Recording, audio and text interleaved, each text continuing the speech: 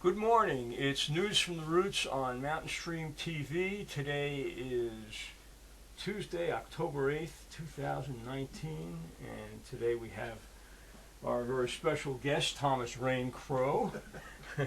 Again, many of you are familiar with Thomas. We actually conducted part one of this interview back in July, I think, or Yeah, it's been a while. in August, yeah. And we promised that we would continue the conversation, and we're going to do that. We sort of went over in the last episode. we talked about your history and how what brought you to this point, and now I guess what we want to do is focus on what your current activities are and your involvement in environmental issues and politics over the past 40 or 50 years. I beg your pardon.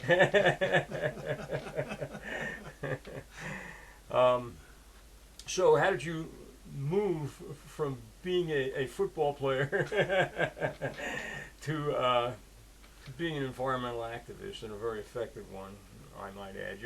Let me just introduce the fact that Thomas Rain Crowe is one of the co-founders of the Canary Coalition. And proud to be so. I might add, yeah. And other organizations. What other organizations did you have a hand in starting? Well, I didn't literally have a hand in starting a lot of these organizations, but I was in some organizations here in western North Carolina in its early stages, and I was on the board of a few organizations like the Western Carolina Alliance. In the early days, I was on the board. I was interim director during a period when they were looking for a new director. Oh, I didn't know that. That was a very short period, but Yeah. I did that. I've got a list here. I don't remember things very well, but I can just let you know some of the things. I was a charter board member of AMUSE, Artists and Musicians United for a Safe Environment, No kidding. which really? was a long time ago. Yeah. We're talking back in the 80s now, and They that kind of focused on anti-nuclear issues. Yes. I believe. Yeah. Well, that was part of it, Mhm. but it was a North Carolina-based organization. But it was all about grassroots fundraising, and we would do concerts and organize concerts and raise money, and then donate it to nonprofit groups like the Canary Coalition. This is before the Canary Coalition, Yeah. but to keep the momentum going for the environmental movement. I was on an advisory board member for the National Humanities Faculty and the North Carolina Humanities Committee. We were creating a new folklore and arts program for schools in western North Carolina. I was a board member and interim director for the Western North Carolina Alliance, like I said, which is now called Mountain True, right? I was a founding member and on the board of directors of the Canary Coalition, and also a board member for the Environmental Leadership Council at Warren Wilson College for several years.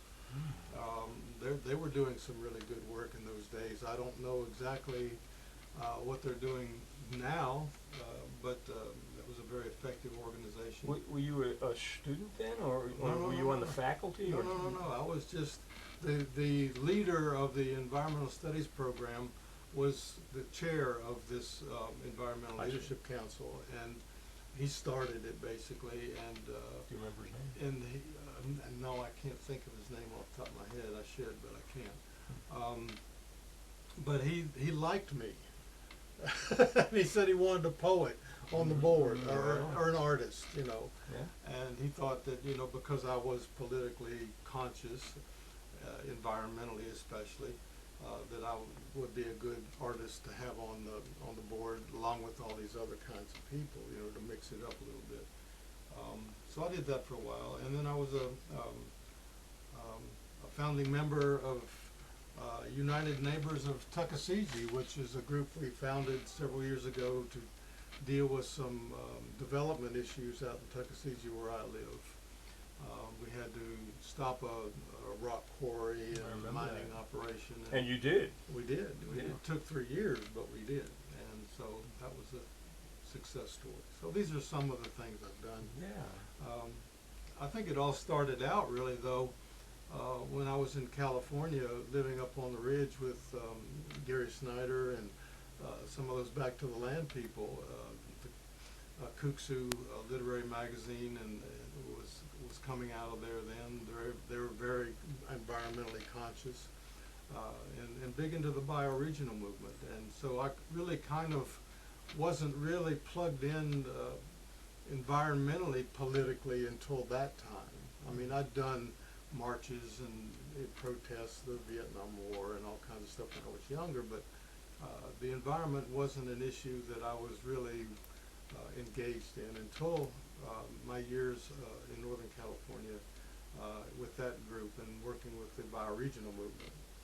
And then from there, I moved back to North Carolina around 1979, and we started Katua Journal here in Western North Carolina, which was a bioregional journal identifying a region that wasn't bound by state boundaries and political boundaries, but by geographical boundaries.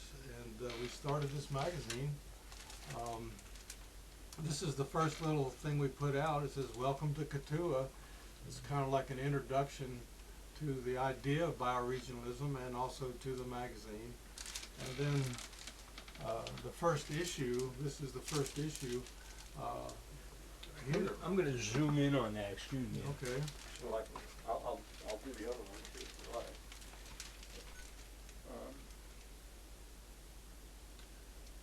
So this is what we started. It was a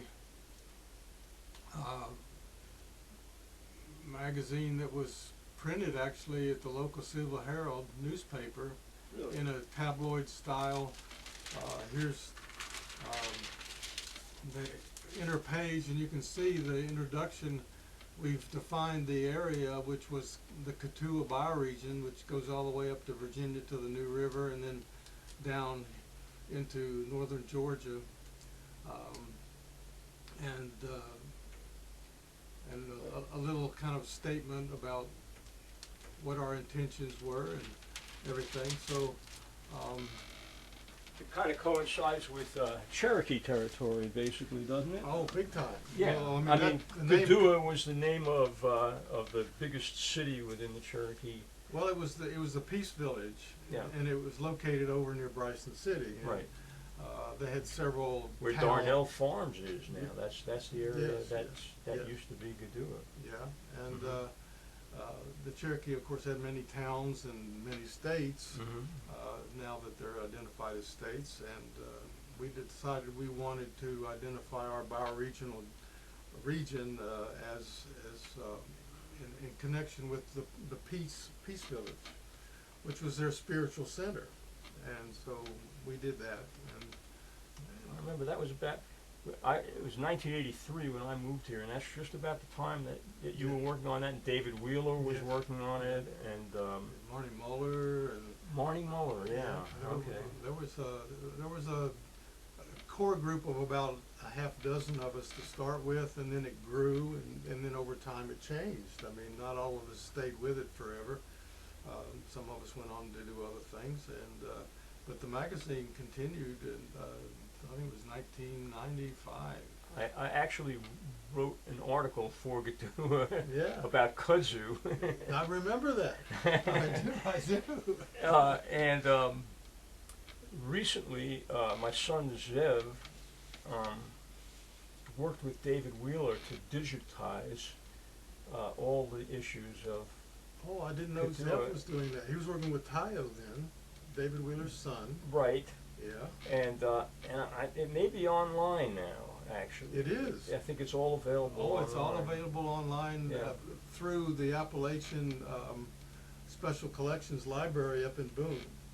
They digitized the whole thing, and they put a special Yeah. website on their Special Collections digital library, and you can go and you can look at every issue of Katua Journal. Yeah, which is really. I mean, there's some great articles in there. You know.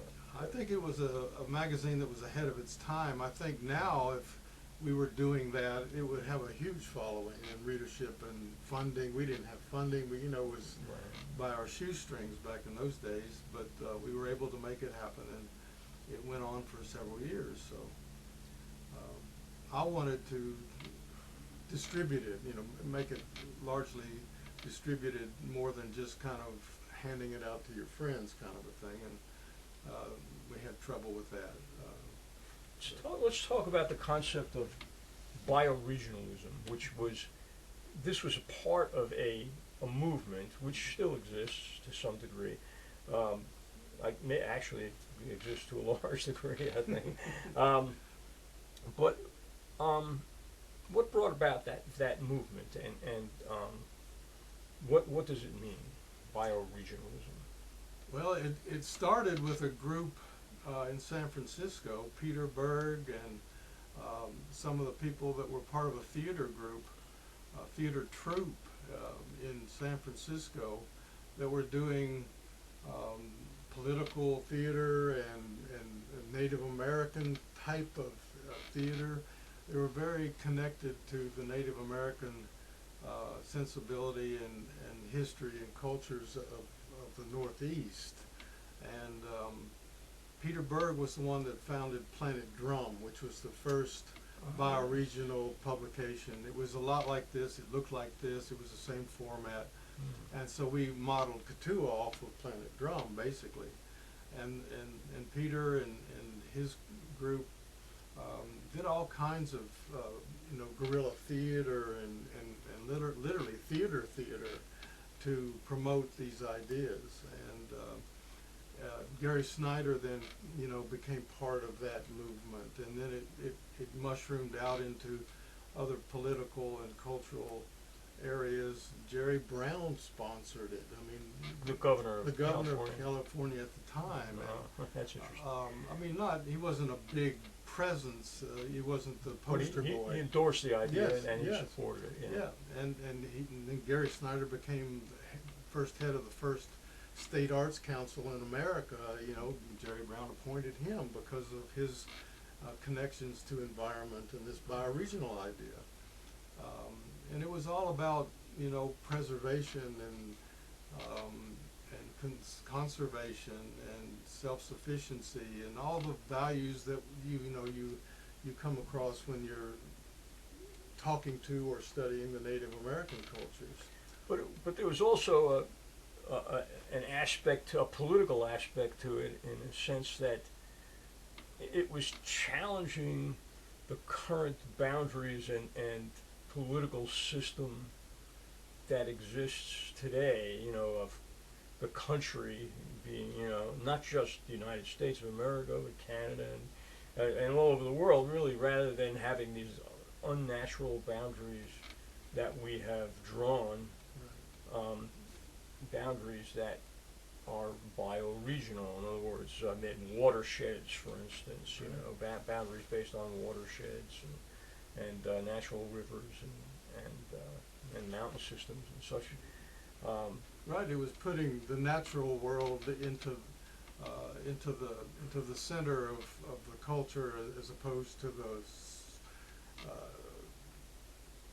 political industrial culture at the center of our union. But it seems like sometime in the past I've seen a map of what it would look like if the United States was divided up into bioregions rather than states. Right. And it broke down to, was it 6 or 7 different regions? At least. There's Maybe probably more than that. Yeah. Because not every region had its own bioregion. The ones that identified that and became part of the national movement did, and there were, like you said, 8, 10 maybe. Yeah. It was a real movement. It was kind of an offshoot of this whole '60s consciousness and what that was all about. Only this had a very specific focus, like you say, and it did morph into very political ideas and issues. At one point, Washington and Oregon were in the process of trying to secede from the Union. They literally Ecotopia. well, yes, Yeah.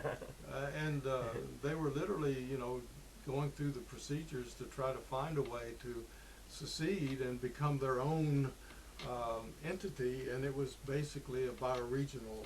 Right. But, and that's an interesting concept because, I mean, if we really dissect it and we went into analyzing what's the most efficient way of providing for our populations throughout this continent, the way we're doing it is very inefficient and, having to ship fruits and vegetables from California to the East Coast, Yeah. that's, 3,000 miles of energy that has to be compensated, and this is happening every day, and the destruction of the local cultures that take place when you have that monoculture, which is being spread throughout the country, sort of smothering the cultures that would naturally exist and evolve around an ecosystem in a more local area. Well, yes, I mean, the whole centerpiece of the bioregional movement was sustainability. And also, people like Thomas Berry, kind of filtered into that, toward the end of the 90s and stuff. And they're dealing with issues of carrying capacity, sustainability, overpopulation. But you're right. It really was about how do we do this efficiently, Yeah. And what started happening is farmers markets started happening, little by little in little obscure places. But now look at the country. There's a farmers market in almost every town in America, Yes. and you've got a lot of the young people are farming. So some of these ideas have filtered down to the younger generation. Maybe not my generation as much, but the younger people, like your son, is very active in all this kind of work, I know. And hopefully it'll have a ripple effect into the mainstream culture. Well, I think it is. As you said, I mean, farmers markets are prolific now everywhere you go. And this may sound funny, but, the growth of the microbrewery industry is also an outgrowth of that. Instead of having 4 or 5 major beer distributors that distribute everywhere, Anheuser-Busch and Miller, and now there is an abundance of small microbreweries around the country, and that really does add to the culture of a community in a lot of ways. Where you have microbreweries, it's a place where local music can be played. Right. Well, it's the whole buying local Yeah. movement, and the Yeah. buying local feeds right into the bioregional, Right. which is really local. It's a big local, in a way, but it is about community and local and what can grow in the area where you live and how you can be sustainable by focusing on where you live and what comes out of that area, and letting the money keep circulating within that economy of the bioregion instead of it flying out, into outer space. I mean, Yeah. one of I mentioned Gary Snyder earlier, and one of the things that I learned being living up on the ridge for a year when I was out in California. He talked a lot, he coined a lot of the phrases that became sort of mainstream in the bioregional movement, and one of the things he talks about, he uses the term the real work. And I'm just going to read a little paragraph here where he describes the real work, and it fits right into what we've been talking about.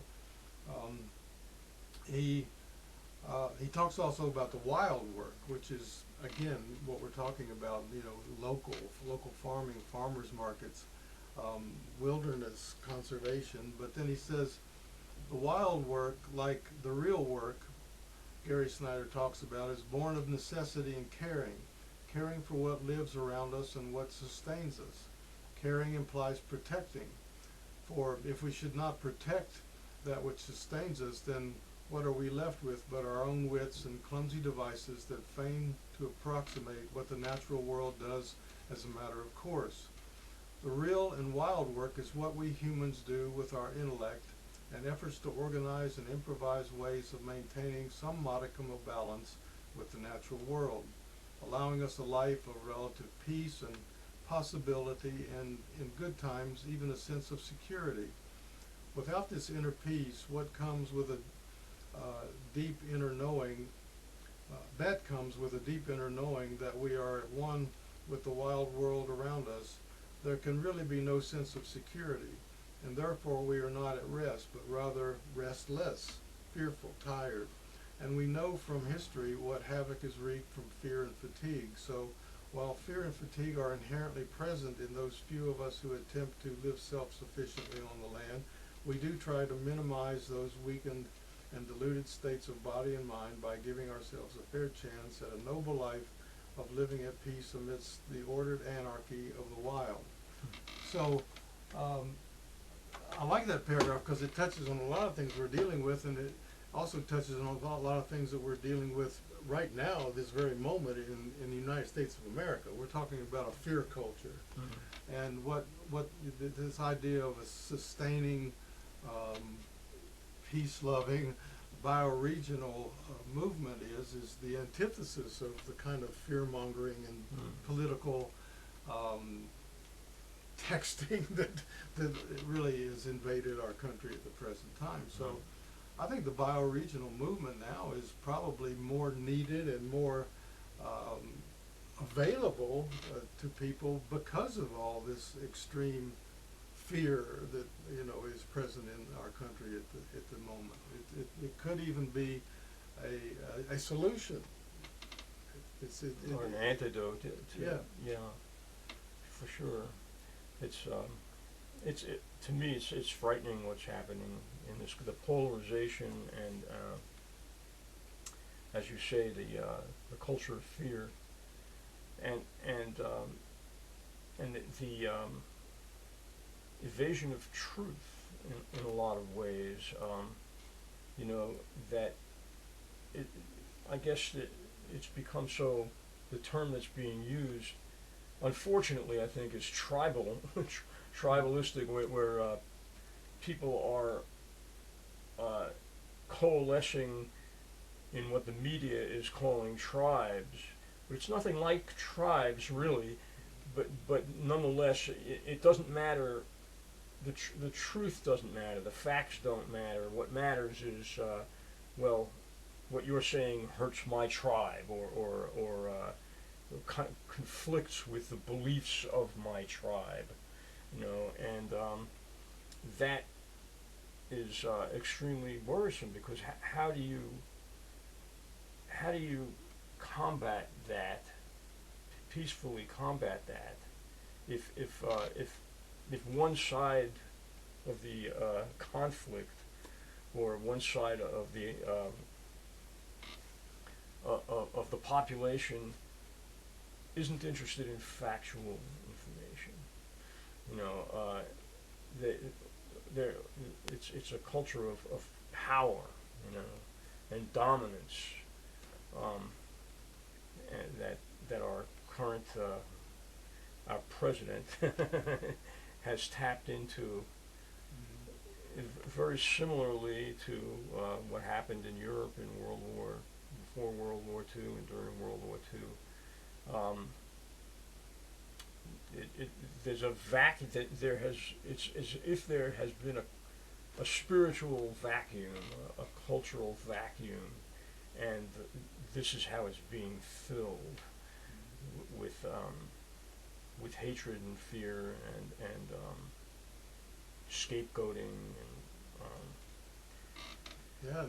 I think you're exactly right, and I think what's happened is these people are savvy at that power game, and what they've done is they've co-opted the term tribe from some of these more bioregional movements, or environmental movements, or Yeah. cultural monikers that some of the parts of our society identify with, going back to Native American people. So they've co-opted tribe because I think they're afraid that there's a real movement that's moving toward tribalism. And what bioregionalism is, it's tribalism. It's about, It's working. true tribalism, Yes, yeah. it's about community, and it's about self-sufficiency and security, like I was reading before, and living in peace and harmony with your environment and with the people that live in that environment. And seeing how we can support each other, not Right. conflict with each other. Right. So Right. they see these movements or these ideas that are taking hold, and they co-opt them, and they start using them, and they throw them back at you from a totally opposite perspective, and that's a lot of the tactic that we're seeing now in Bizarro tribalism. yeah, in the government Yeah.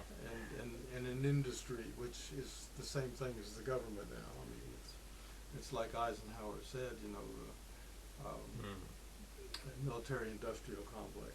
We're living in the middle of it. And Whoever thought that we'd be quoting Eisenhower as a Right. source of progressive Right, thought? right. Yeah. Well, life is strange. These things do happen. But that was a remarkable statement he made as he retired from his Right. presidency. Right. And it was in a warning. It was in his final speech, and it was in a warning to the American people. Right. Where the military-industrial complex. Right. He kind of came out of that world, but he had the guts to speak truth. I mean, to power. And he was the power. He was. I mean, So, he was the general Yeah. at first, and then the Yeah. president of the United States. Yeah. So, but for some years now, I mean, I talk about all these different organizations that I've had something to do with, and I kind of got into the facts and figures of all of this stuff, especially for the environment, and I got pretty hopeless about the future.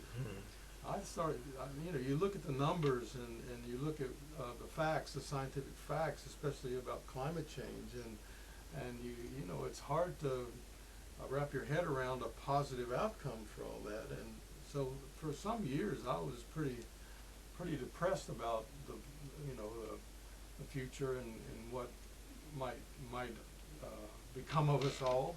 And but recently I see in this new young generation, and I mean young, we're talking junior high school and high school, these kids are coming together and really making noise and making a difference. They're doing more than making noise. And, yeah, I mean, it's like Greta Thunberg. I mean, this little Amazing. 16-year-old girl from Sweden who is leading the climate change movement by herself. I mean, she has lots of help, but I mean, she's this poster girl, and she's a good one. She is. She's amazing. And but It's as if she's some spiritual being speaking in the child, in the body of a little child. It's Yeah. really remarkable. it is remarkable. She's what they would call an old soul, I think so. and it's remarkable. And she looks even younger than she is. So, but I've noticed too, just in interacting with some young people of that age group, how smart they are. I mean, as a generation, compared to ours and our parents' generation, you look at these kids, and a lot of them are really smart, and they're really savvy, and they're very intuitive and sensitive, and that gives me some hope. The Sunrise Movement. Well, they were born into a different consciousness than we were. We had to grow into our environmental consciousness. When you and I were born, no human being had seen the planet Earth in its entirety in a photograph. We can imagine what it was. We could have artist depictions of what it looked like. But, it wasn't until we were 20-something years old or close to that we first, the human race first saw the planet Earth. This generation was born into that consciousness and immediately became educated about the climate crisis, and they understand from the marrow of their bones that their existence is threatened, that their future is threatened, and they're acting on it.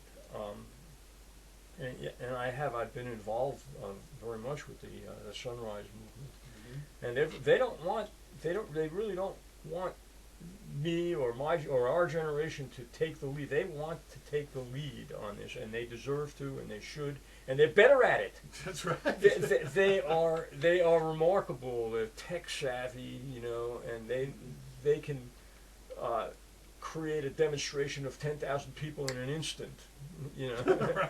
and they're willing to put their bodies on the line. They'll march into Nancy Pelosi's office and sit down and Right. get arrested without a second. Skip out of school. And strike from school. That's right. I mean, they have guts, Yeah. and they're not going to take no for an answer. And you're right. That is a great source of hope, because I wish it had happened 30 years ago, but maybe this is exactly the way it's supposed to happen. Well, it's like some of our spiritual leaders or gurus say that, in order to take the next step in human consciousness or our approach to living on the planet in harmony and sustainability, you've really got to go down to the bottom and really feel the pain to be able to make that next leap up from where we were that caused the pain. I mean, and maybe that's what we're going through now, and that these young people are young enough so that they can filter into their adulthood with this kind of sentiment and these kind of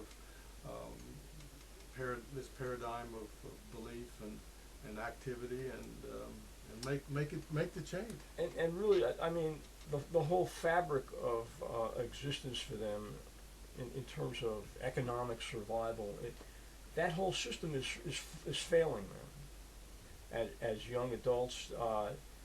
If you can't get a good job in the traditional sense unless you have an advanced college education, and in order for them to get that, they have to go into debt that's going to keep them in debt for the rest of their lives. And when you start out life with that type of debt, you can't afford to buy a house. You can't afford to get married and have children. So Well, maybe these are all good things. well, I'm and that's serious. kind of what I'm getting at. Yeah. Is that what we're witnessing is the disintegration of a system that does not work for this year and this time of humanity, of life on Earth, and that something new is evolving out of that, and this younger generation is a harbinger of that.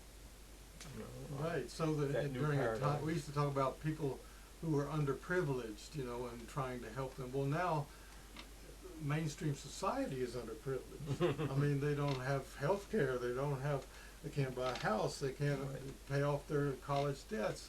So everybody basically is, well, not everybody, but 98% Right. of the population falls into that category. Under great stress, and the system that's the survival, the life support system is breaking down, or at least the economic life support system that Right. we have. And developed. the ultimate irony of this thing that we're talking about is the person that is the head of our country now, is the representative of our country, is a member of the 1% who is. Or he likes to think he is. Well, We're not sure he really yeah, is. Well, the New York State wants to see his taxes now. Yeah. But anyway, he represents that elite class of people that want to control everything, and the irony is that his base, as he calls them, are some of the most impoverished people in America. So it's a very strange time, and It is. it will be interesting to say the least. How this all works itself out or doesn't. Yeah. Exactly. So let's go. I want to touch a little bit on the history of the Western North Carolina Alliance. So you were I didn't realize that you were at one time the interim director of the Western North Carolina Alliance. Well, But tell us about that organization and its origins, if you can. Well, we're going back to the 1980s now, so my memory has got to work here for Yeah. us. But um, it came out of a lot like the Canary Coalition. It came out of some real issues here in Western North Carolina. One of them was river pollution, big time river pollution.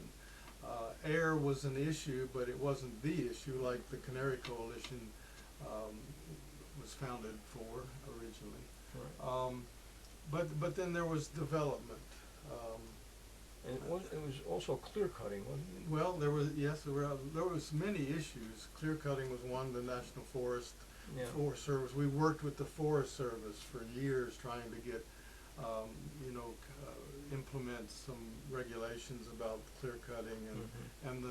and the drainage and the pollution that was created from their practices of clear cutting and that went into the rivers basically. A lot of it was river issues, but there were other tangential issues, and we felt like there was something that needed to be done, at least to create an organization to speak to these issues. Even if we weren't able to change them immediately, at least there was a voice. And so it was a voice. At first it was a voice in the wilderness. But So to speak. Yeah, but then it became more prominent, and we actually got a few things done with the Forest Service and got them to pay attention to some of their practices, and it started the process of getting our rivers cleaned up. And Champion Paper Mill was one of the big polluters then, and the river that goes through Western North Carolina was totally Pigeon polluted. River. The Pigeon River was totally polluted. They say that people used to bring their dogs and cats and dip them in the river to rid them of fleas and ticks. Well, yeah, I do it. That literally people used to do that because the water was brown and filled with tannic acid and Yeah, yeah. I remember, and I was just kind of coming out of Zorro's field. I spent 4 years down in Polk County living off the grid, trying to be self-sufficient and to practice some of the bioregional things that I learned in California.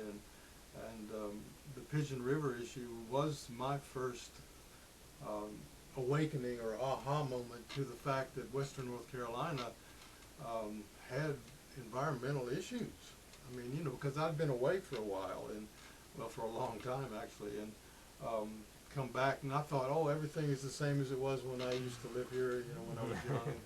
And I was trying to live self-sufficiently, and I was focused on a little region, which was about a square mile down in Polk County, but then I became aware of some of the issues, and we did Katua, and then the Western North Carolina Alliance came after I moved over here to Jackson County, and got connected with some of those people, because the main board was really coming out of Franklin. It was based in Franklin, and Because of the clear cutting issue. I that think. was one of them. Yeah. And Wasn't Dan Patillo involved as well at one point? he was at some point, not in the original, not in the very beginnings, but he came on board later, as did a lot of other people. People from the John C. Campbell Folk School. David Leiden was the first director. Okay. Well, he wasn't the first director. There was a woman in Franklin whose name I can't remember now. It's terrible. She was the one that really founded the organization. Yeah. And then What was her name? she died recently. There's an award that's Yes. named after Yes. her. Yes. Yeah. And then David Leiden became the first director, official director with a paid position. And then when he retired, I became interim director just during the time they were looking for a new director. I stayed on the board, but after the new director came in, and then we years went by, and we weren't being very effective in terms of making change, and so we got a woman who is now head of Mountain True. She was the chair, the director. Julie Mayfield? Julie Mayfield was the director for the Western North Carolina Alliance. Well, she still is the co-director. Well, yeah, but they've changed the name and she is, yeah. And Yeah. now she's on the city council City in council, Nashville. that's right. Yeah. Very effective woman who really raised the stature and status of the Western North Carolina Alliance to a higher level so that it could become effective, and it has been. Well, you know, the alliance before that was pretty effective, I think. Well, you mentioned the Pigeon River. The Pigeon River has been cleaned up, and is there's actually fish living in the Pigeon River again, and it's relatively clear. I mean, that's a grand success story, I think. Right.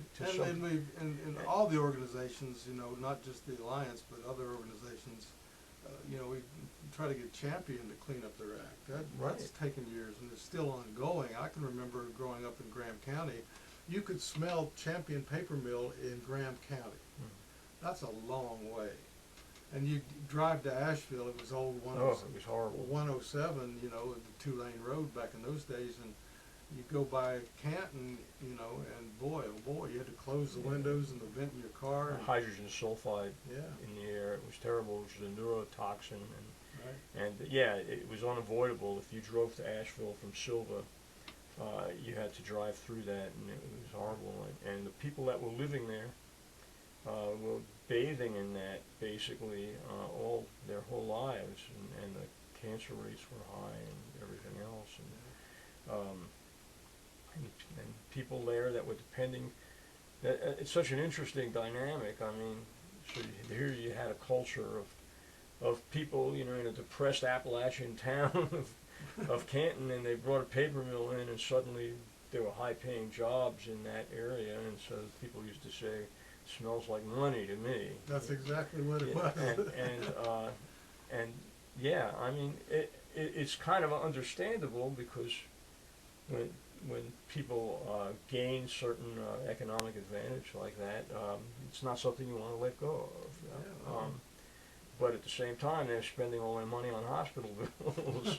You know, I mean, it's a serious issue. And it's been improved. It's still not perfect there, but it has improved largely to the work of grassroots activists, you know, including Western North Carolina Alliance, Clean Water for North Carolina, the Canary Coalition, and others. Yeah, and Tuckasegee, you know, the watershed organizations and everything, but you know, one of the more recent is the issue of development in Western North Carolina. Most of the counties in Western North Carolina did not have any land use regulations, and so developers from all over the country and literally all over the world were coming in here and buying up land and creating these gated communities or other kinds of development projects that were usually high-end money projects for people who had it, but they had no regulations. They could do whatever they wanted, and they did. And Jackson County, where we are here, was one of the most unregulated counties, and a beautiful county, and perfect for a moneyed corporation to come in and buy thousands of acres of land, or hundreds at least, with mountain views and water, and a beautiful place to attract people to come in and build their $1 million homes.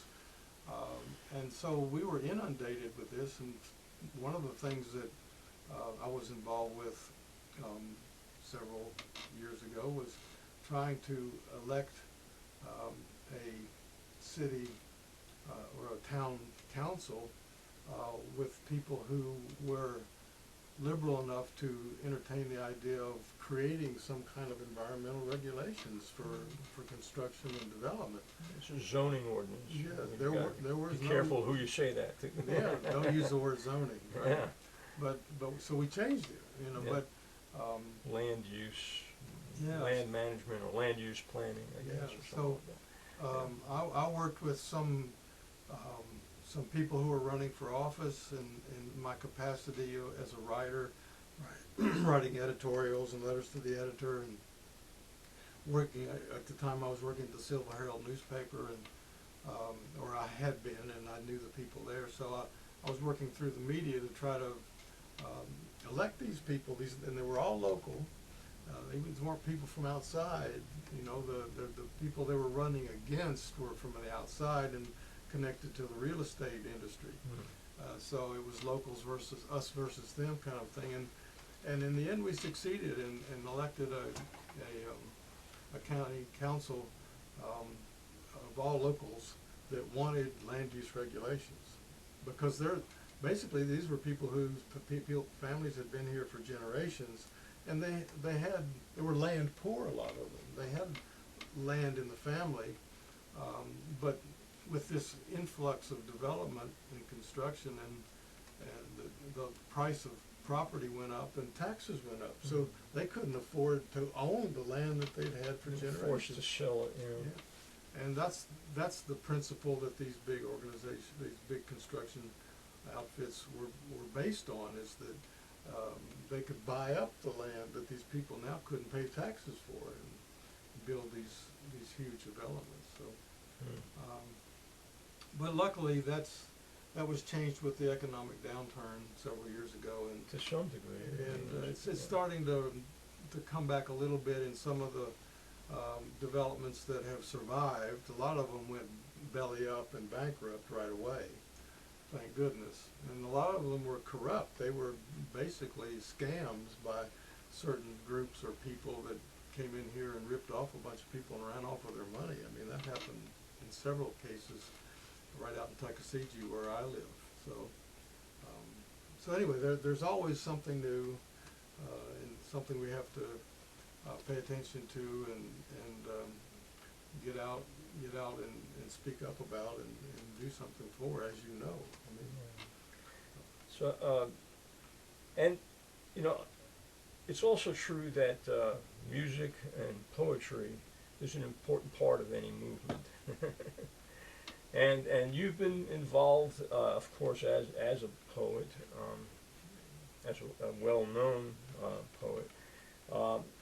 And at one point, and you may have had other ventures into music as well, but you started a group called the Boat Rockers.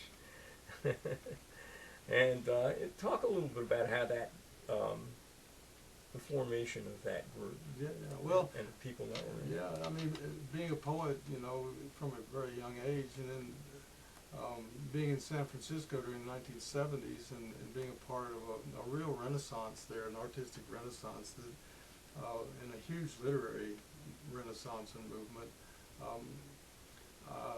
I saw that poetry was an effective tool for speaking truth to power.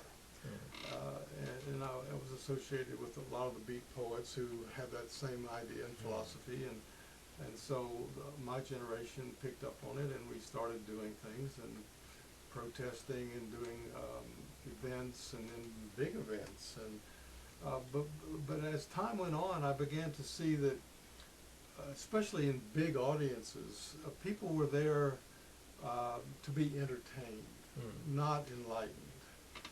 Maybe there would be a momentary bit of enlightenment that would overcome them if somebody really hit them with something really profound and powerful, but then they would go home and forget about it, you know. Nothing would really become of it. So I thought, and especially poetry readings, people would come to poetry readings, and it was more about entertainment than anything else. And so I thought, well, maybe if we combined poetry with music, it would not only draw more people, because, you know, poetry isn't, not a lot of people read poetry in our culture. I mean, it's just true. So the audiences in poetry readings were largely other poets. So you're talking to the choir. And that wasn't the point. What you wanted to be talking to the rest of the congregation, so to speak. So I started putting music together with poetry, and for when I here in Western North Carolina, when I would organize events in California, I would always have some musical aspect to the evening. But I started listening to people like John Trudell and Laurie Anderson, who were already doing that, and it was powerful. Yes, yes. John Trudell was, I mean, as a poet using music He's a Native American. Yes. John Trudell, yeah. Yeah, yes, Sioux Indian, but he's the most effective of all. And then people like Laurie Anderson in New York was doing also music with spoken word, and then people like Joy Harja, who is also now our poet laureate. She's just been inducted. Oh, really? Okay. She's our new poet laureate. Is also a Native American who has a band and does spoken word and music. So I know I was connected to all these people, and so I thought, well, hell, I'm going to do it too. I mean, why not? You know, I was a very and you did it well. A person that wanted to get out, and I felt like I had something to say. And if I could say it in a better way or in a bigger way, then so be it. And I had this band for several years, and luckily I had some of the best musicians in Western North Carolina in my band. I mean, just, you know, maybe it was destiny, maybe it was just good luck, I don't know. But and we toured and we performed, and I think it made a difference. I mean, if I listened, we made CDs and, you know, records, and I listen to those records sometimes now, and I think, yeah, the music really makes a difference. Oh, it was wonderful. It was wonderful, and they're still available. Yeah. I think there are 2 CDs, or are there more? Well, 2 CDs. We started doing cassette tapes. I mean, okay. Before there were CDs, but yeah, we've got 2 of them that were recorded. One was recorded in Nashville at the Gray Eagle for a performance we did there, and the other one was recorded at Lipinski Hall at UNCA in Nashville. And they're powerful. I mean, I always enjoy them. I don't tire of listening to them. Well, there's a sitar musician and a tabla and a guitar, I guess. At one point, we had 7 members in the band. Oh, okay. And we were doing an all Hafez program, you know, like Sufi, the Sufi poets, and my band could play all these Middle Eastern instruments. I mean, it was amazing. I wish you could get that group together one more time so I could video record it. Be careful what you ask for. I'll go anywhere to listen to them and to do that. I ran into 2 of the members recently, and I hadn't seen them for quite a long time. Chris Rosser was one, and what did he play? he played the sitar. He And was the oud. magnificent. And he can play anything, that guy. He's amazing. And we talked, I mean, just jokingly about getting together and doing something. But you never know. I mean, the opportunity arises, the impulse, and these things can happen. You know, I just got tired of organizing and being on the road, and you know, the whole process. It was just overwhelming. I also had a publishing company, and I was, you know, had a publishing business, and I had my own books. That was New Native Press. New Native Press, and so I was overloaded, so I had to give up something, and the band was what went first. Yeah. And, well, if you ever decide to do a revival, make sure you tell me about it. Yeah, I will come and video record. No, you'll be the first to know. we would want it videoed. Yeah. Because I don't think we've ever been videoed. No, well, that's a shame. I mean, that's just I've got pictures. But the recordings are wonderful. I mean, they are high quality recordings. And a lot of the things we did were political. I mean, like we did about a 5-8 minute piece called Overpopulation, which is a poem that I wrote. It's basically a large diatribe about the science and the realities about, you know, overpopulating the planet. And it's kind of a in your face with a lot of electric guitar and drums and all. And, you know, it's pretty powerful. And I remember when Harvey Gantt was running for Senate, we held here in Silva. We held a benefit for him. He couldn't actually be there. He sent us a recorded message. Really? And I thought he... No, he didn't come for that. He did come. He was at Western. He was at Western, yes. But we held a benefit at Lulu's for him, and the place was packed. It was full. Yeah. And you wrote a poem for that occasion, and I remember it. Yeah. What was that poem? I wonder what it was now. But yeah, no, and we did it. And Nan Watkins, the keyboard player in my band and my partner in life, and I did that for that event. Yes. We've got pictures of that. Lots of pictures, but no videos. I have that on video somewhere. Really? I do. That was one of the first videos I took. It wasn't digital. It was a big VCR with a VHS. Yeah. And I have it somewhere. I should probably digitize that. Yeah, oh no, please don't. Yeah. No, it was great. So, it's been a long road, and the road continues out into the future, Yeah. and here we are, and each of us, I think, has a responsibility, and we can do what we can and should do what we can. We feel compelled to do. Not any one of us can save the planet or take on any one of the issues by ourselves. I think, it's going to take community, it's going to take tribe, it's going to take some perseverance.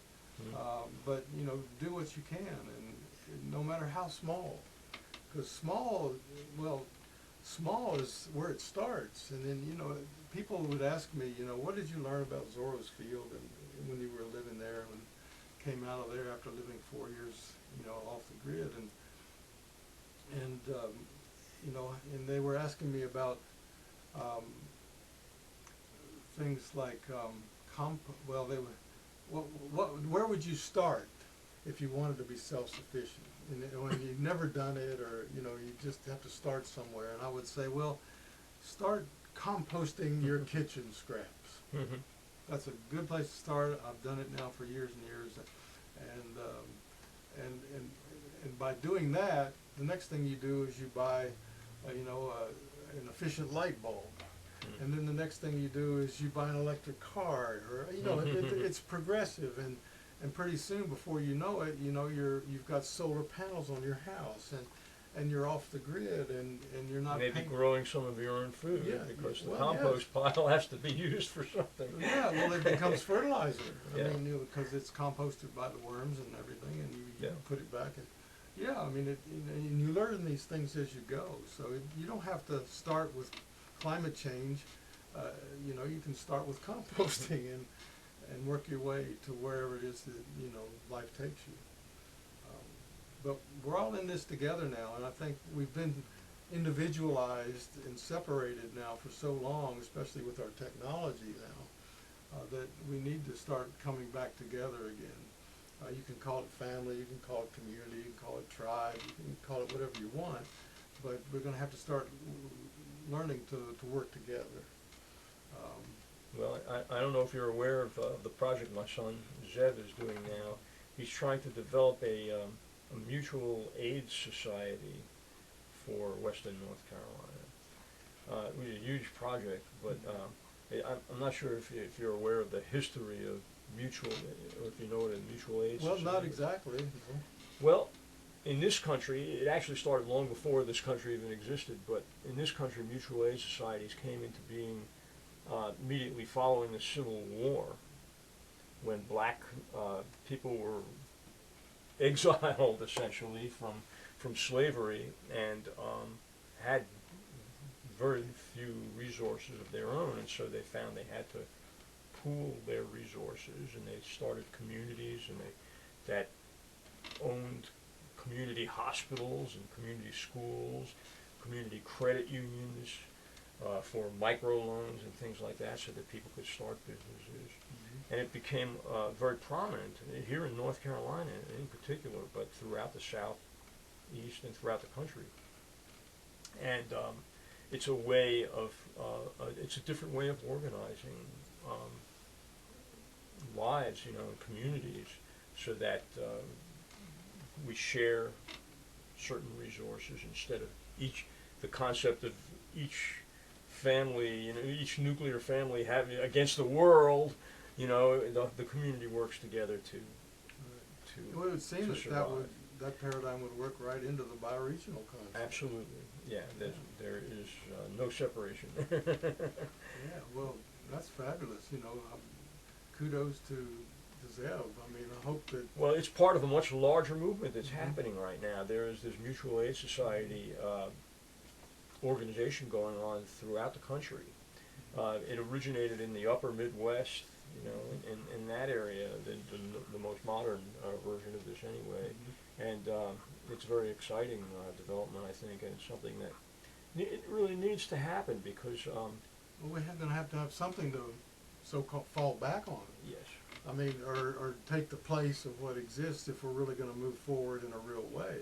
Well, you know, we're all, our generation is really an experiment in a historical experiment because until our generation and maybe the generation before us to some extent,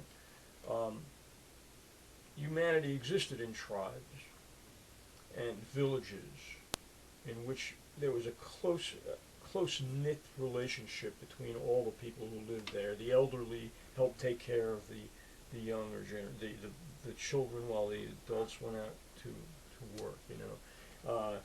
And there was a much closer interrelationship between people. Families lived closer together. Once the Industrial Revolution came along, it blew that apart, you know, and people started going where there were jobs. They left their families, and then the airplane came along, and cars came along, enabling people to live at great distances from their place of origin, and that really tore apart the fabric of the way people had lived for thousands and thousands of years. And nothing has really come to replace that. I mean, the only thing that's sustaining us now is the petroleum economy. You know, it is temporarily replacing that system because we have such affluence on this temporary basis that it's enabling us to own cars, to go in airplanes, to each of us have everything that we want in materially, in a sense. But that's not a sustainable system. And when the oil is gone, what's going to replace it? And how are we going to compensate for the fact that we no longer have this village to live in and back us up, and the interrelational relationships that really is a survival network. And so something has to replace that system that's based on petroleum and cheap energy and simplicity to do everything. As long as it's not socialism. Well, yeah. No, I'm Yeah, just teasing. I know you're. Because I'm a big fan of socialism. I think it's the only way it's going to allow us to survive, Well, at least on a temporary basis, coming out of this current situation. You know, we need more free education, free medical care, free, you know, some free things that will allow us to survive. Well, nothing is free, but it's paid for in a different way. Yeah. You know, and it's paid for in a sense of shared wealth Right. that isn't done now. But, you know, the term socialism, you know, I think Bernie Sanders has made a mistake by calling himself a socialist in a sense, because I don't think he believes in socialism, and I don't believe. I think socialism is a bad label. Well, you know, it's related to communist Russia for one thing. Well, it's related to that, and that, you know, but the socialism doesn't exist, and capitalism doesn't exist. They are anachronistic terms that we're trying to fit our current reality into and compare it to, but that's not the point. The point isn't that something is socialist or capitalist. That we have combinations of both of those theoretical systems in our current life, combined with religious beliefs and mythology that has lived on for the ages in our psychic minds. I mean, our communal minds. You know, that's the reality of what we live in. The fact is that we have to develop a system where Medicare, medical coverage is a right. You know, healthcare is a right for all people. I don't care if you call it socialism or capitalism. That doesn't matter to me. What matters is that everybody gets taken care of when they get sick, and that they stay healthy to begin with. You know. Right. And so I think we really got to get past those labels. Well, I agree. You know that I agree. those labels are divisive, Right. and they're not based in reality. Right. Well, probably as humans are prone to do, we'll probably have to come up with new labels. Yeah. But hopefully those new labels will be more appropriate. Yeah, more descriptive of and accurate about Right. Right. For what they represent. Yeah. Well, we like the old, was it a Chinese curse? May you live in interesting times. Yeah. And it's We do. We definitely do. You know? And there's a bunch of curses floating around out there. Yeah. If you choose to look at them that way, we've got some real challenges ahead, I think. But people that are more optimistic than me probably say, well, we've faced hard times before and we've gotten through, and this may be the toughest we've ever had to face, but hopefully we'll be good to the task and come through this. It's not up to us anymore. It's up to the younger generation, I think. Well, we have to help out. We do. But I think you're right. It's their lives. We're dying out, Yeah. literally, and it's their world now, and that does give me great hope, because I think the younger generation is so much more conscious. It's it's sad that they have to deal with Yeah. the results of our generation and the previous generations' values and actions, that they're the recipients of all this negativity. But like you say, maybe they're the only ones that could really, make the change that's necessary. Yeah. Well, and they are, and I'm just very excited about the Sunrise Movement and what they're doing. They're beyond me, and how their ability to organize and communicate with each other is Yeah, and I like the name Sunrise. I think that's appropriate. it is. It's a good one. Talking about monikers, I mean that's appropriate. I think. Yeah, they're coming up. Well, this has been fun. And thanks for coming on again. And we'll probably we can continue this conversation into the future. Chapter 3. In Chapter 3, as things develop. This is an exciting political season coming up, and who knows how it's going to. Well, it's also an exciting time for the Canary Coalition. I mean, the Canary Coalition is going through some changes, and there's a whole new future ahead for the organization. We hope so. And we will miss you.